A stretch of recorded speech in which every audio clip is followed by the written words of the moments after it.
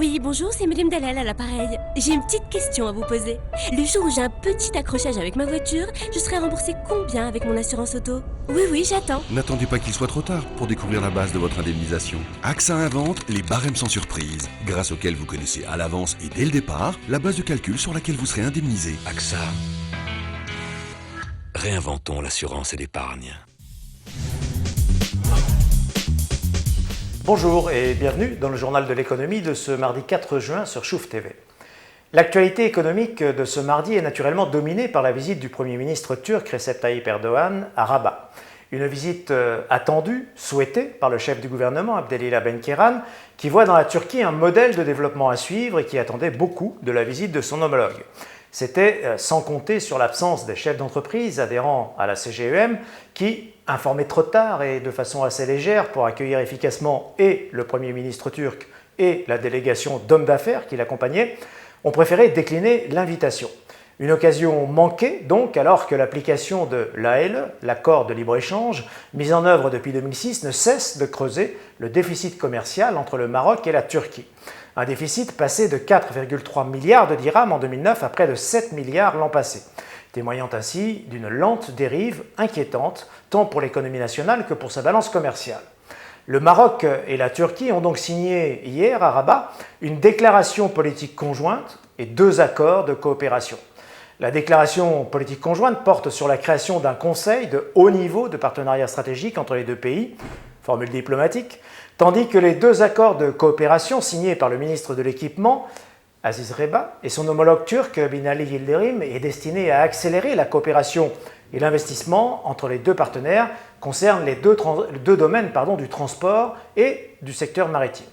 Le Premier ministre Erdogan a de son côté plaidé pour la réduction du déséquilibre de la balance commerciale entre les 2 pays et la promotion des investissements bilatéraux, jugeant nécessaire une plus grande implication du secteur privé.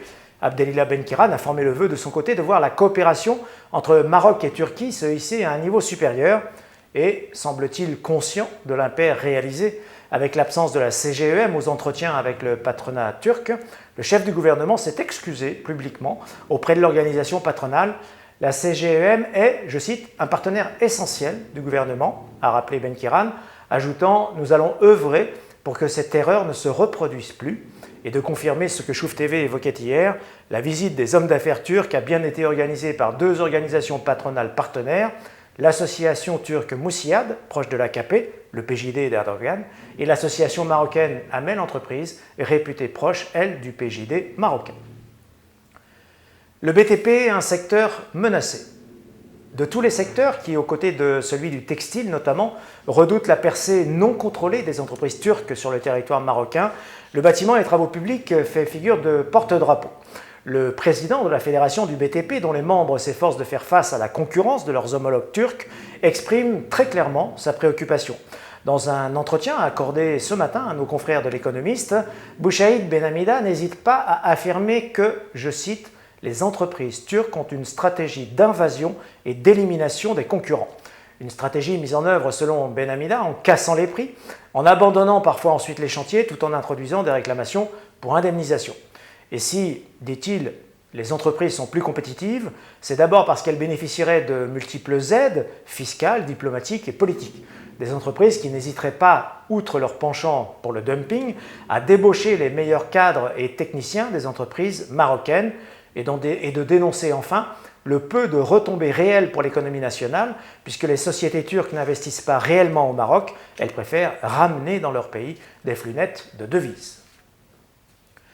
Des accords de libre-échange souvent à sens unique.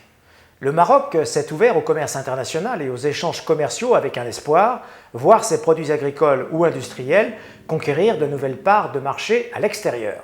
Or, après plusieurs années de mise en œuvre, les accords de libre-échange signés s'avèrent singulièrement déséquilibrés. Les partenaires du Maroc ont bien vu croître, parfois de façon spectaculaire, leurs exportations vers leur royaume, mais le Maroc, lui, peine à percer sur les marchés extérieurs. L'aggravation du déficit commercial est là pour en témoigner, et il est là pour témoigner d'une dérive incontrôlée et de l'absence de réelle réaction de la part de la puissance publique. S'agissant de la Turquie, au-delà du déficit croissant des échanges au bénéfice d'Ankara, le Maroc doit désormais se préparer à une nouvelle échéance Il lui reste en effet 4 ans pour préparer la mise en place, attendue en mai 2017, de la zone de libre-échange industriel entre les deux partenaires. Car si la Turquie ne semble guère inquiète de la force de frappe des entreprises marocaines, il n'en va pas de même pour ces dernières qui se savent menacées par l'agressivité et la puissance de leurs homologues turcs. Deux secteurs ont ainsi tout à craindre de l'élargissement de l'accord de libre-échange à échéance 2017, l'agroalimentaire et le textile. Les pouvoirs publics n'ont plus beaucoup de temps pour en prendre conscience. Les banques en quête de nouveaux financements. On sait que Tijari Wafa Bank prépare un emprunt obligataire en vue de mobiliser quelques 500 millions de dollars. Mohamed El-Ketani, le DG de Tijari Wafa Bank, confiait en marge des travaux de la BAD en fin de semaine dernière que la direction de Tijari déciderait du meilleur moment pour opérer cette mobilisation. La banque a déjà effectué dans le courant de mai un emprunt obligataire de 1,25 milliard de dirhams sur le marché local des obligations et acquis par ailleurs 55% des parts dans la banque BIA au Togo, en Afrique de l'Ouest. De son côté, BMCE Bank prévoit d'émettre un emprunt obligataire pour un montant maximum de 500 millions de dollars ou son équivalent en dirhams ou en devises étrangères, une opération qui devrait servir à renforcer les fonds propres de la banque et accompagner, elle aussi, ses projets de conquête de nouveaux marchés en Afrique. Ces opérations de grandes banques de la place sont notamment soutenues par Banque El Maghrib, la banque centrale, qui y voit une alternative à la baisse de liquidité que connaît actuellement le marché financier local. La bourse de Casablanca à la recherche d'un modèle. La société gestionnaire de la bourse de Casablanca et Chapuis Holders & Company organise lundi prochain, 10 juin, une conférence intitulée « Bourse de Casablanca, quelle trajectoire de croissance, enjeux, modèles et stratégie de développement ».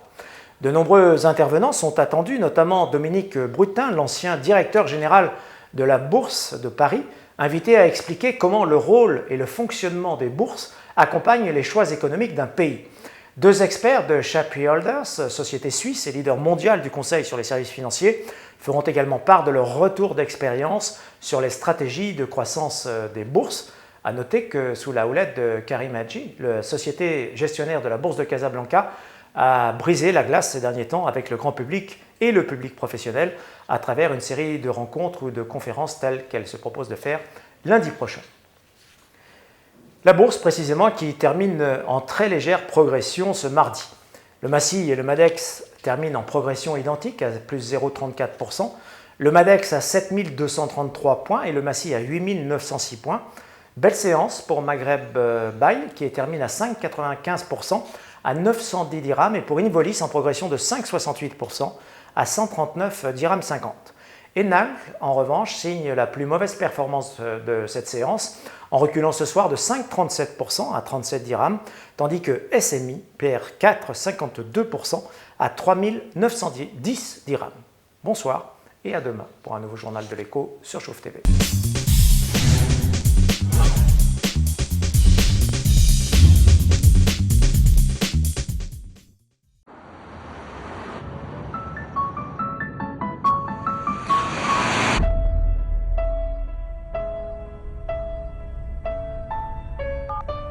Oui, bonjour, c'est Madame Dalal à l'appareil. J'ai une petite question à vous poser.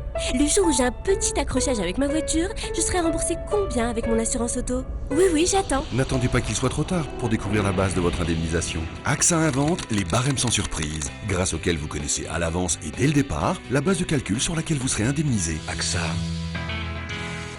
Réinventons l'assurance et l'épargne.